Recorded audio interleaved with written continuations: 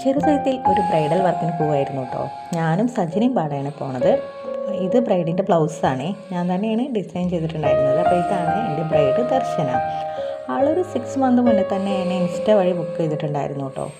ആൾക്കങ്ങനെ പ്രത്യേകിച്ച് സജഷൻസ് ഒന്നും ഉണ്ടായിരുന്നില്ല.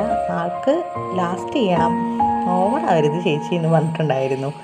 അത്രയൊക്കെ തന്നെ ഉണ്ടായിരുന്നു. പിന്നെ ഫ്ലവറിൻ്റെ കാര്യത്തിൽ കുറച്ച് ആഗ്രഹങ്ങളൊക്കെ ഉണ്ടായിരുന്നു. മുല്ലപ്പൂവിൻ്റെ ഇടയിൽ റോസ് പൂ വെച്ചിട്ടുള്ള ഫ്ലവർ വേണമെന്നൊക്കെ ഉണ്ടായിരുന്നു. പിന്നെ അത് തൂക്കിയിടണം, അല്ലാണ്ട് ഉള്ളിൽ കൂടെ വെക്കേണ്ട എന്നൊക്കെ ഉണ്ടായിരുന്നു. പക്ഷേ രണ്ടും സെപ്പറേറ്റ് ആയിരുന്നു.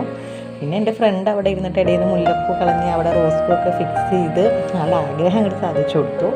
ആളപ്പോൾ ഒരുപാട് ഹാപ്പി ആയിട്ടുണ്ടായിരുന്നു കേട്ടോ. കാരണം അങ്ങനെ കിട്ടില്ല എന്നൊക്കെ വിചാരിച്ചു എന്നൊക്കെ പറഞ്ഞു.